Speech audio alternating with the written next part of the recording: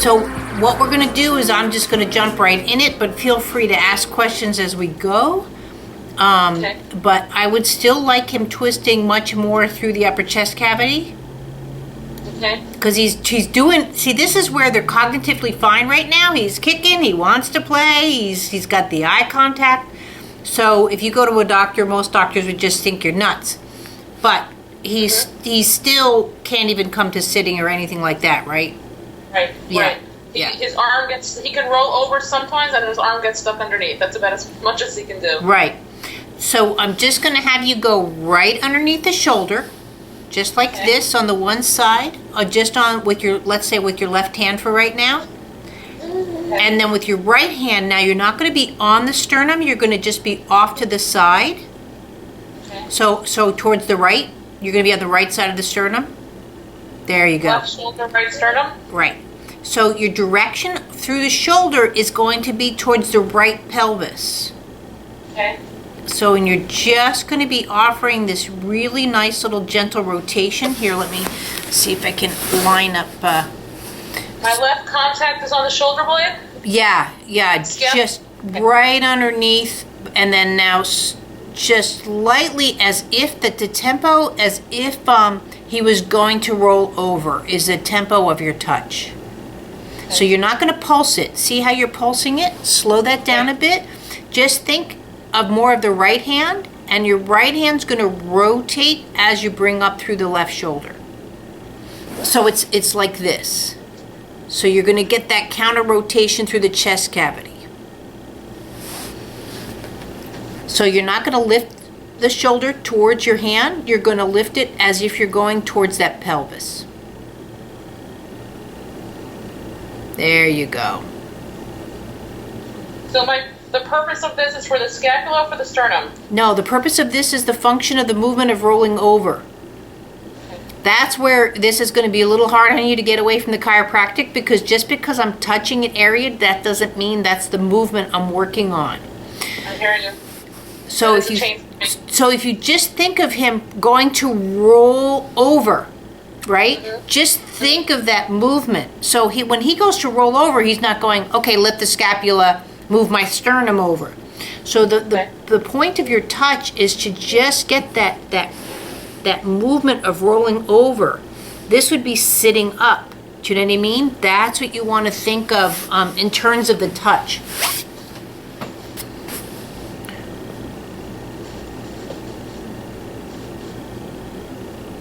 See how immediately when you do it right, it just changes him. All of a sudden his brain goes, what? What was that? See?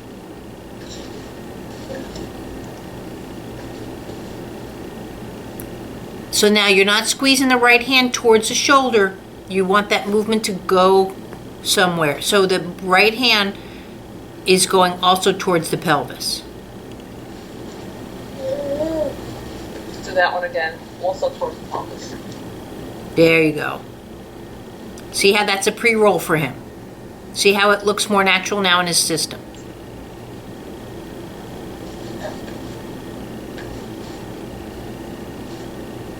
It did loosen up a bit. Is that what's supposed to happen? Yeah, it's not only loosen up, but start to coordinate. Once you start to feel that hit, now you can go underneath those neck muscles, just underneath the shoulders. I'll move her around just to show you. So you're just same keep the right hand where it's at, and you're just going to travel along and hit the back of the neck, and then back into the scapula. But again, your attention is for the rolling over, but just so you can organize that whole back area of his neck up all the way to just about mastoid process. But you should start to feel now the muscles start to elongate in that process, or what you might consider more of a loosening up. And remember, the right hand still goes towards the pelvis. Not in. See, because that shortens the muscles. If you go in, it's still a valid movement for some move.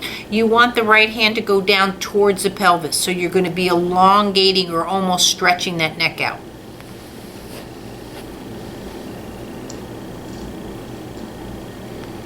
What are you doing there? Doing what babies do. It's okay.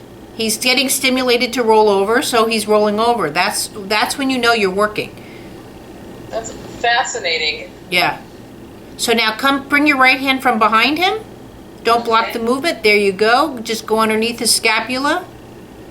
And now, same thing. What you're doing here is just right to the the left shoulder. Sorry, a little bit of Skype right left. Right. Don't worry about his hand getting stuck right now. There you go.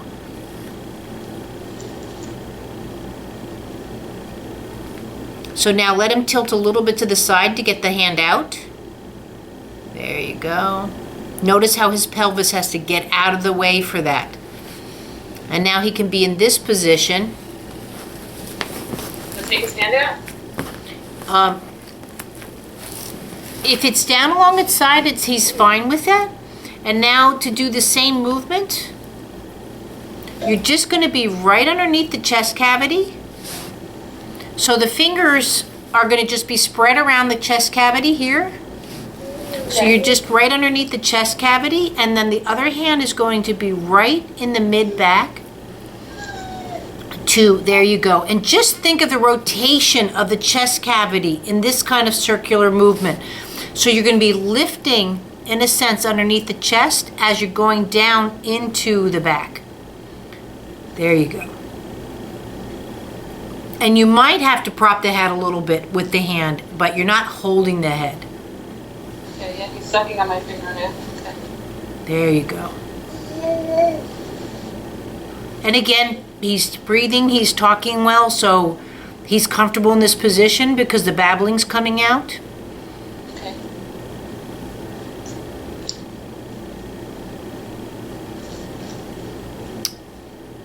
But what you're doing here with the detailed work, do you see right now how he's much more like this? His moves are way too much. Yeah.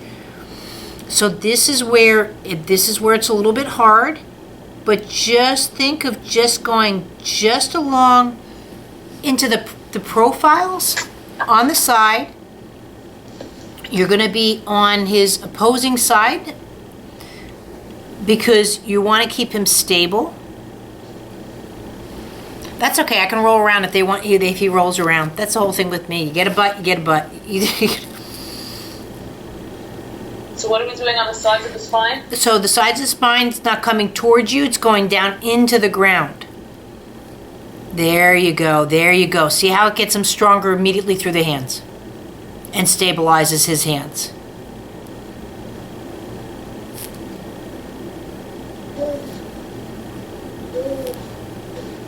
Can you see when the touch is done right, how their disposition just totally changes? Like he was just doing this and moving around, and the second you put the hands going down in towards the floor, the touch, all of a sudden he just got very strong and stable with the head. Did you see the difference? Yeah. So how did you learn all of this? I had to, the same reason. My son presented. Now I did my training through Anapaniel. However, she and I split up in 2011. And it is what it is. And I got to play with this more. And when I realized that babies in particular, or all of us, were meant to oppose gravity, not to succumb to it. And to do that, we need rotation. And I naturally always touch with rotation. Because again, I learned off my son. So I have a very gentle touch. If I were to work on you, it'd be no different than me working on my son. That's where I learned. I have a very childlike touch. And then I started playing it with more of saying, why do you need the rotations? And then that's where I came up that, also to move, we need two opposing forces. This whole thing that if a muscle contracts, we have movement. I'm like, if you look at the basics of biomechanics, to me, they're describing cerebral palsy, not functional movement. So right now, that's my next book I'm writing. I'm calling it System Mechanics because the body works as a system. But the good news is I just got asked, I got accepted 2 of my papers to present at Oxford in July. So I'm through the moon. Yeah. I just got the notifications yesterday. So that's really great. yeah, because I can prove perpetual motion down to the cellular level with the myosin and the Atkins. You're taught sliding filament. It's actually a rotating filament. And but with the babies, if you can start all of these system mechanics right away, they're like little sponges. Yeah, that's unbelievable. In a couple of minutes already. Right. Wow. Do you have all this down in a book? Like with the stern, I mean, how one thing affects the next? Because that I don't know. I just know muscles. But I don't know. I'm working on it now, and this is where you might have an interest with me. Anatomy-wise, you can talk me under the table because I look at movement, which I think was the brainchild because I don't look at a child saying, oh, you have malformation of the scapula and therefore you're getting this. Okay, so what if you just had hip surgery? I can't take it out. You have titanium, you have a rod, you've just had cancer. I had to learn where do I get creative? Okay, now I need more movement in the chest cavity now, but I can't undo what was already done. I can enhance it. So now with this here, what he's doing, and now that he's exploring, I'm going to have you do just on his tush. Now that he's exploring quite nicely, you're going to take one hand, go underneath the chest cavity. Again, not that he needs the stability, but that that you can feel that movement. And so now with your other hand, same thing you just did off to the spine, you're going to rotate down into the ground. And so he can stabilize more, there we go, and his pelvis.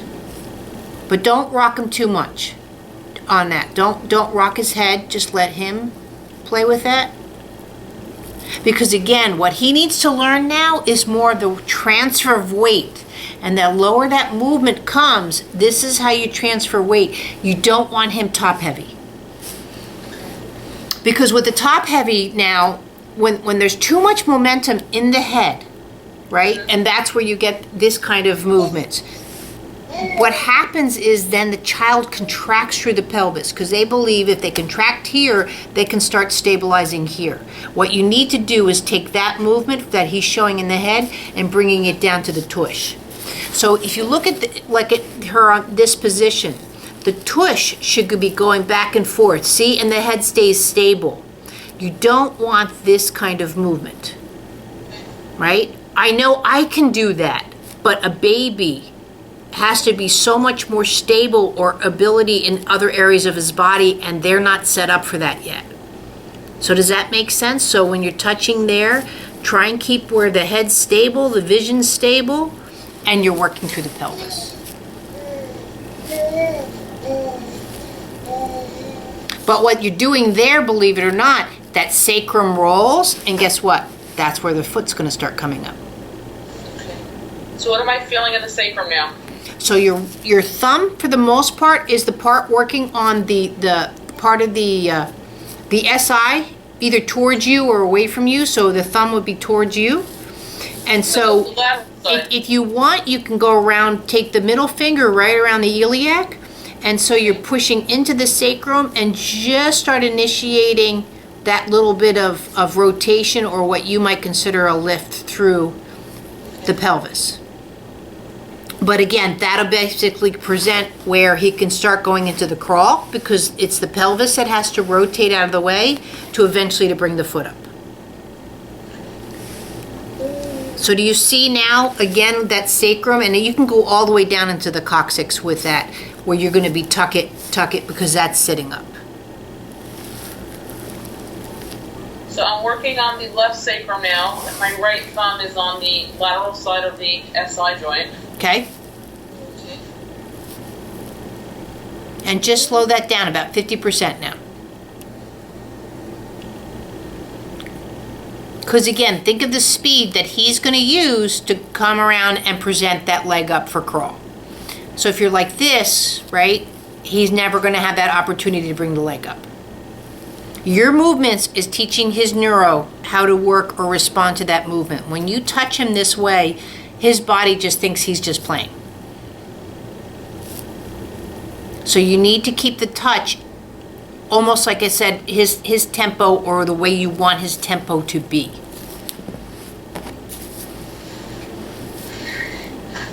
a very immature way of looking at, just think of someone that's only exposed to jazz, only exposed to, jazz, constant, and then you want them to listen to Beethoven. It's a different beat, it's a different form. It's very hard for that system when they're that regulated or stuck in that position.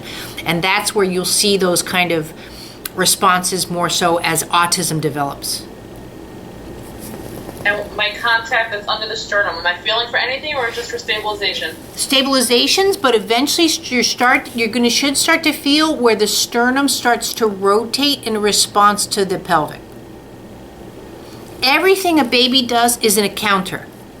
So from Newton's law, for every action there's an equal opposite reaction, but the fact that they're a higher level of cartilage, or the calcification hasn't happened, there's more bones, the weight transfer is much more significant in a baby than we can go into. That's why babies should never lift something. The babies transfer, they transfer. They don't lift their head. They transfer their weight that brings their head up. So if you can feel more and more underneath that sternum, just that weight transfer. And this is where what you're doing is great. You're not trying to fix his hands. So he's learning, okay, if my hands are like this, not too stable. But if they're out like this, oh, I can do so much more. By you keeping his pelvis stable and play like that, he can play more with what he's doing. So it's a win-win on that.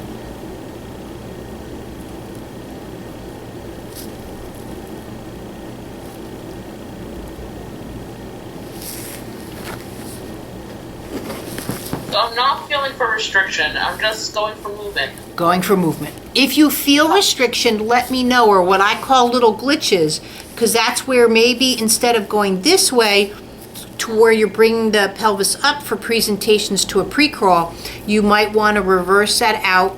Just take your middle fingers and go on the opposing SI, just to give that counter, and then come back and concentrate on the thumb.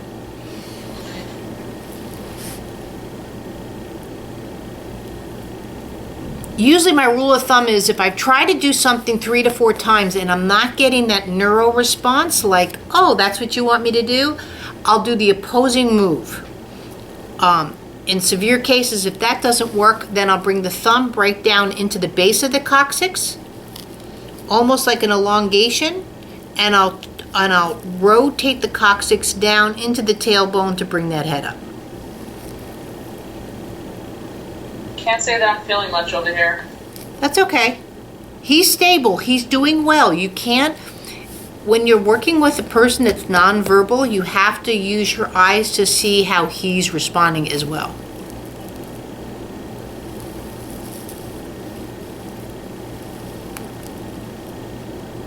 And you're very technical, and this is a completely different vocabulary than what you're used to, and which is fine. It's a total different, paradigm shift. Yeah.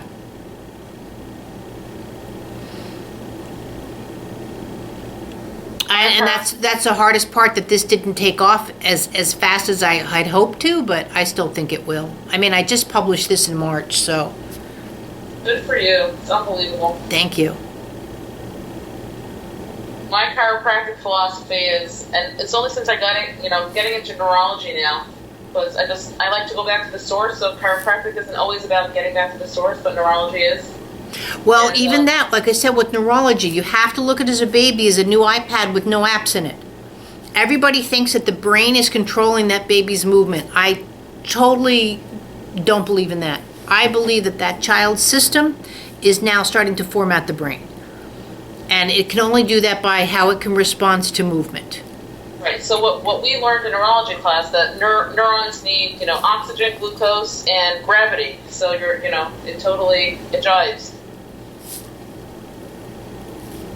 So now if you want to go down a little bit into the hip joints, excuse me, I'm just moving the Skype picture. There we go. So you're just right down, you're going to take either your middle fingers or your index, whichever worked for it, and the thumb. So you're in both hip joints. And what the movement is, it's not, again, left, right. Just think of a rotation and a rotation, almost like if you were skiing. But bring one hand still underneath the sternum. There you go. And if he's down on his elbows, that's just as great as if he's on, presents on the hands. To me over here, I feel on the left, hip joint, it just feels a little stuck. Okay. So with that, take the thumb. Okay. And you're going to just a light lift. So it's just like here, right underneath. And just think that you're shooting the movement up the spine. Just a couple of times, and then going back to that movement and see if that got a little bit better.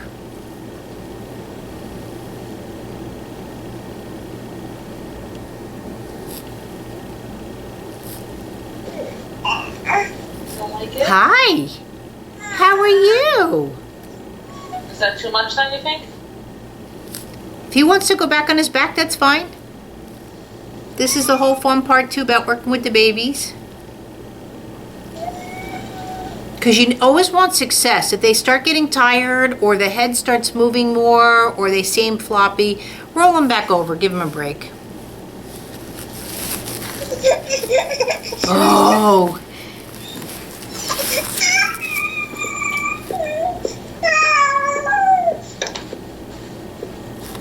So with that, we're going to go right underneath the left. So you're going to take your hand and you're just going right underneath and then scooping. So you're going to have his hip joint like that on the left side, because that's where you're mentioning that you feel. And then you're just going to come into the base of the groin and just feel the rotation. And what I'm after here, even though you've got the femur head into the right hand, what I'm looking for more is that the iliac and the top of the pelvis is going to start butterflying out. So you want to go where the knee eventually, again, would be presenting, oops, sorry, she's silicone, presenting off to the floor. Again, this movement too is what's needed to put the feet in the mouth kind of thing. So you want the knee going back out towards the couch, your couch there, off to his left. And now slow down your tempo to about 50%.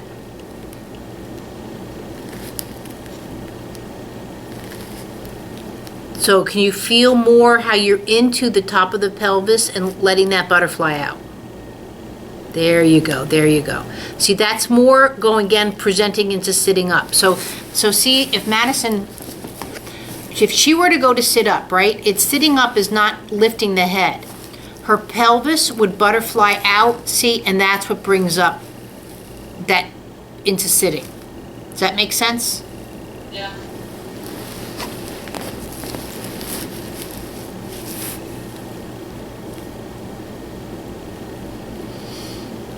But if that hip remains stiff, that's where that child will never get up through the left side. This feels pretty loose right now. Yeah. But is he supposed to do it on his own? Well, if you just watch him now to see where he was at, but again, it all depends on where he is with he's getting a little tired there. Yeah.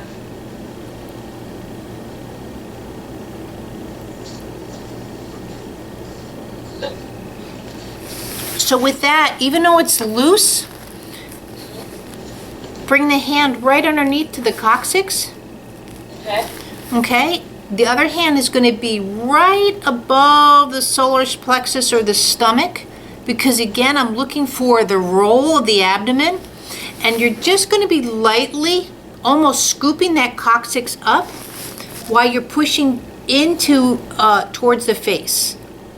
And that's where he's also not used to that little bum coming up. You know how their bums come up? Mm-hmm. So if he were to naturally grab his feet and the coccyx wants to come up, there should always be a little lift to the coccyx, as well as you should see it to the head, where the head can just go boop, to come up. If that lift is labored either in the sacrum or in the top of the head, that child is going to have extreme difficulties in sitting up, because it's going to be a forced movement.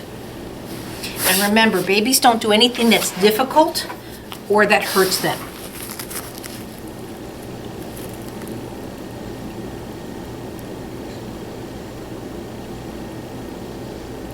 And one of the things you should have noticed too with all the stuff you've been doing is his, hopefully you're seeing it, is his vision's improving. Can't say that I've noticed. I don't No? know the difference. Yeah. So you're still having issues with poor eye contact with you and stuff, or? Oh no, I haven't had. I think he's okay. He's pretty Okay. focused. Yeah. I know when you originally contacted me, again, you were concerned more so with the autism because you'd already gone through it with your other child. Yeah, So. we don't want to go through that. No, I concur. Yeah, it's funny. Having 2 kids, but my one, the younger one, even though he's a straight A student now, and again, the black belt and everything, he's still fully 100% autistic. But, Yeah, my 7-year-old is like that.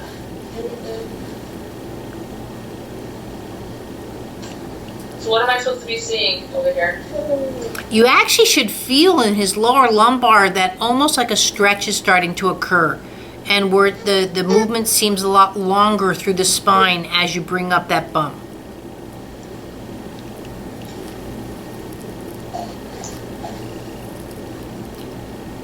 There he goes. Now see how he's kind of, if you can just do it even manually, bring his feet to one of his hands.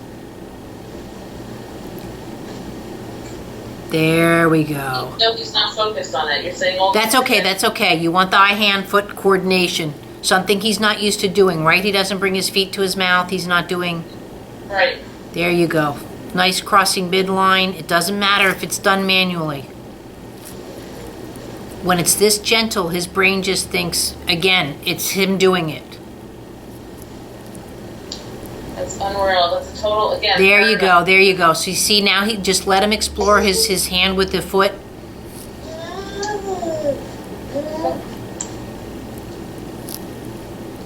Yeah, look at you. He's not even used to seeing his feet. See how when he just saw him, he was like, woo, what are these things? That's it. Yeah. And that kind of stuff, after you change a diaper, after a bath, little quickies like this, you know what I mean? Now look at the chest difference. See him? You're so wild. What's going on with you? Yeah. You like it?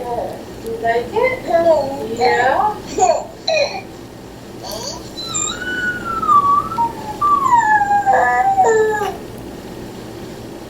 Can you feel the difference now, how much his chest is responding and how much more he's, Yeah. quote, rocking and twisting? Yeah, I do feel a difference. I mean, for me, the difference means that when I say lighter, like less restriction. Right, It's smoother. right. Oh, that's the whole thing with body work. We all have our different vernaculars, and I've created a whole different... Yeah. But I needed a system that works for parents, you know, even to write the newborn assessment. To write it and not even mention prone and supine, let me tell you, is very difficult. But if you're 18 years old and have just had a baby, you need to be able to help your child, or at least to see this. But I had to write it clear enough that professionals or like yourself say, oh, what's this? You know what I mean, kind of thing. Right.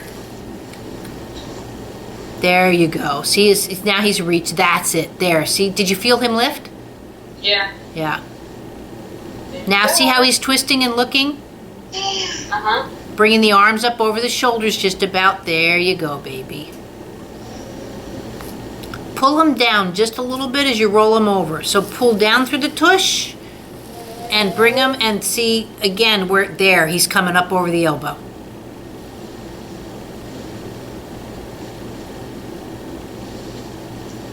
No. Oh, you got it, almost.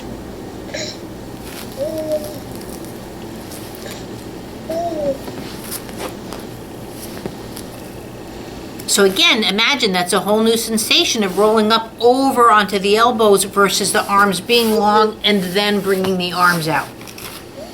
So it changes his rate of acceleration, so he's more able right now, there he goes, into play, because he's already up on the elbows versus, you know what I mean? What to do. Trying to bring the head up. You don't like that? No, he's tired. He's tired. Tired? Either that or please, if you need to stop to feed them because they get pretty hungry with this work. I fed him right before, about 5 minutes before. So do you have a book out there that says the order of development? Is there a book that I can read? No. The two babies that I used in the newborn assessment, I followed them for the year. My goal, hopefully, is to start this 2017, is to be working with your premature, working with your 1-month-old, 2-month-old, 3-month-old. I'm also working on possibly an app. So again, to talk people through it, because my idea of developmental milestones are completely different than what's out there. And I have one book. It is not edited, but it's like 200 pages on basically baby's first year. So I've got a lot of the work done, but now I've got to start getting hardcore and get this edited up. Unfortunately, as you might have noticed, I'm a one-man show. Right. And, I do things with help from others and like I said, on my free time, but I work probably about 50, 60 hours a week. So, Wow. Because there's a lot of babies out there. There are a lot of babies. So how can we do this? And if you can send me your PayPal information, I'd like to do this regularly. If once a week, if we can set something up. Okay, let me look at my schedule. And also, another thing I can let you do, but you just have to promise you can't share it because not so much the information, but again, it is not edited. Like if I have an idea, I write, and now I've got to bring it all together. It's not that it's written like a 3-year-old, but professionally, I would hate for this to get out because I don't want someone to say, oh my God, what was she saying here?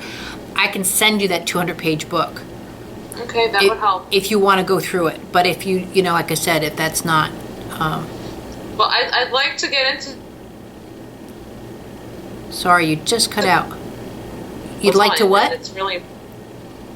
It just cut for a second. I would like to get into this to help me. Can you hear me? Yeah, I need the help, and babies need the help, and Right. I'm ready to go. I've got, as you can see, I've got the library done. I'm starting the training, like it's all right there. I'm looking for interns now. That's another thing too. I've got like tons of papers, even if, not to say that you're gonna write the papers, but if you know of people, college students that are that need that, I've got tons of stuff because I want this to be accepted professionally as well as for parents. Right. So, and it's got to go both ways. This is my biggest argument that I have when I present. I get into the hospitals a lot in India, not so much here, but I haven't tried as hard here, the liability issues. But they're like, well, there's such a wide range of sitting up between 6 to 10 months. I said, no, nobody's evaluating the 6-month-old. Nobody's evaluating the 4-month-old. I can tell in a 2-week-old baby that child has no chance of sitting up without help. Wow. You're waiting for this child to fail so badly, and then your only alternative is neurology. Right. But if a child's had a bad C-section, you know what I mean, and it has a minor brachial plexus injury just from the way the doctors scoop that child up, just the thumb into the pecs, is going to affect that child's development. And right. to not to be able to catch that right away, as you've seen countless times, I'm sure, chiropractically with the infants, but if they have these little glitches in the system, not that game over, but they will start to work around these glitches. Right. Flat head right now is in 47% of all babies. That's disgusting. Why? And for them to say that a flat head is not going to affect development, I'm like, how are you supposed to roll around when your head shape is, it's like me driving a car with a flat tire. I mean, I don't understand the logic movement-wise. Now, I'm saying that if that child already is intelligent, yes, they can figure it out. But why should they be in that position at 6 months of age? Right. So, I don't mean to soapbox. Sorry, I know you know. No, I hear that. My question is for me going forward. I'm brand new. I have a lot to learn. Did you learn just by getting into it and feeling babies? Should I feel bad having babies in front of me and I don't really know what I'm doing, but should I just do it anyhow? just so I can learn. I would do it anyway. I mean, I did do 2.5 years of training with a knot, so I mean, it wasn't like, but still, with the, my son got vaccinated at 13 months, and he got Haemophilus influenza. So, and the infection went behind the eyes into the base of the brains. And of 26 doctors, nobody found the infection for 3 years. So, everyone just said my kid was sick and he'll be better, but I lost him. I didn't know what long-term care was, and I saw it more and more with the babies, like cerebral palsy, autism. The diagnosis range is so late in their lives, meaning, you know, autism at 3 years, the boat's left.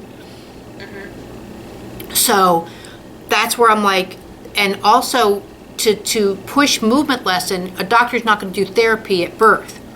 So it was really hard, but clear that we took the newborn assessment, took my name off it, because, you know, so it can be done with APGAR. But now that that's there, because also too, the other big thing is, like, now again, you have a 7-year-old, so you're warning your chiropractors, it is against a parent's DNA to confine fault in their baby. And even if the mother says, I think there's something wrong, I'm not sure, the doctor, because they don't have a level of assessment, are they eating, pooing, and sleeping, go home, they're fine. They look good to me. A topical examination by a way a baby presents organically or by looking them versus their function are two completely different things. So, I mean, I know outright your son doesn't have any kind of brain damage. Your son doesn't have, you know what I mean? But something happened in his movement vocabulary that he decided to move differently. See now already, you can see already. See now the difference now in the chest from where we started? No, sorry. Oh, it's okay.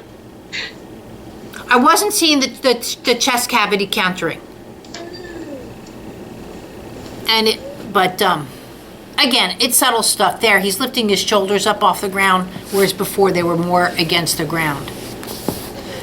Now, I've recorded all of this. I'll take out you and I talking. I've only recorded me working with the baby. So I'll try and get it edited up in a couple of days so you can just repeat this on the other side. Do you know what I mean? I wish I'd be in Arizona. I'd be there 3 days a week. I know, but we'll work it out. But he's already just gone, woohoo! Yeah, this is him in the bathtub. He does his best stuff in the bathtub. He loves it. A couple of things with the bathtub. The vestibular system's more protected. There's no fear of falling in the water.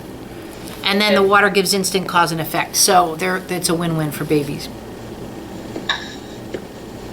I hear you. So the pelvis, he still needs a lot of working on with the pelvis, right? He needs a lot of work through that chest cavity. So this would be another movement to work on where... I can't see. Can you move your camera? Oh, sorry. That's right. I put it to me and let me... This doll was like $400, but I tell you, she's the best thing. Oh, wow. Yeah, she's very limber. Well, she's just silicone. So what you're going to do here is you're putting your... the left hand, let's say, okay, in your case, the right, you're going to stay to this side of the sternum. You never want to put the fingers on the sternum itself. You'll always want to work on the opposite sides. So you're going to be towards yourself with this. And now the other hand is going to come underneath, scoop underneath the hip joint again, just sort of like what we were doing before. There. And now you're going to just feel that rotation. So in this case, you're almost going to be pressing in towards the sternum. There. So and get that counter twist through the chest cavity. So my right hand contact is over to the opposite side. It's going medially? Right. My right hand contact? Okay. Yeah. If it helps, I'll do it this way just to show you. So you're going in as you're twisting.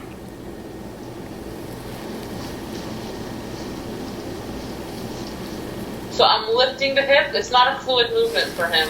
No, and that's where something, so you're not lifting, you're rotating. So just think that you're opening a door. Because remember, a baby should never lift their leg. They rotate it up. You and I can lift, a baby cannot lift. If they go to lift something, it cancels out the movement. So is this a good response? That's great. There's two responses you're going to see. There's going to be the one response where both legs come up, like he was doing, like to come to his, and the other response is where the leg is going to start, and you can even help it. You go underneath the knee, and the hip is going to come up and around for the rolling over. So the leg goes long.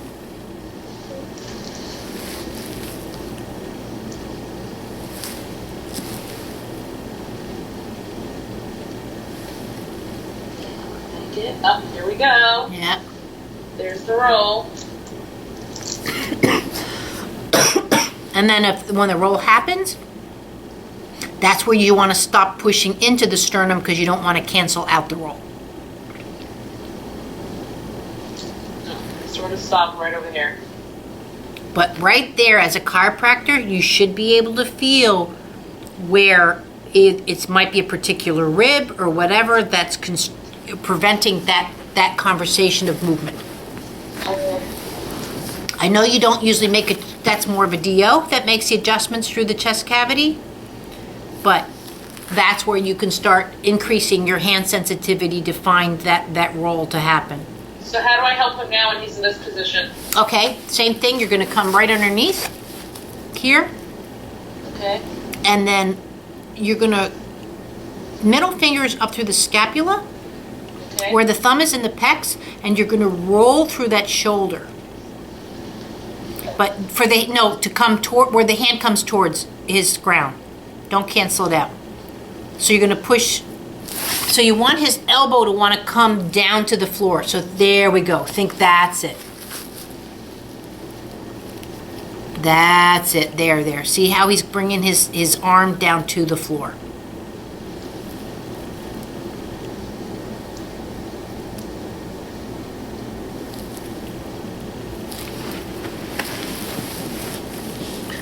So you're coming around. So you're actually pushing down. There we go. But see how he's not responded right now with the head coming up. Okay. It will be at a different time in a different position because I don't want to wreck. That's where you want to start, just right here behind the head. So see, he just lifted the head, but I want that head to come into a roll where he comes over. And then his shoulder, his arms are stuck at his side. How do I get that arm up? Well, what's getting stuck is the head. See the head stuck? See how that whole time he didn't lift the head. So here, I'll show you. I'll get down on the ground just to show you that one. So now what he just did, I'm going to put, so you manage, right? So you were rotating. Can you see me okay? Yeah. Rotating that arm. He came all the way here and see his head still was down. Right. So finally, he was like this. And that's where the crying starts. What should happen is right here when the shoulder rolls, the head comes up. Getting tired. He's tired. He should look more like a teeter-totter. Right off that shoulder, that head should be able to just come up. But again, yeah, he's pooped.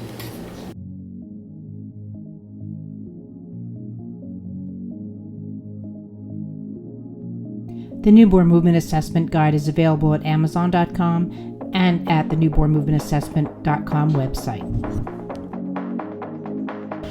By joining this exciting community, you will learn how to help infants from the moment that they enter the world and change the lives of countless children and families. Out of necessity to help a globally delayed child, Michelle Turner, Movement Integration Specialist, created Movement Lesson to benefit children throughout the world.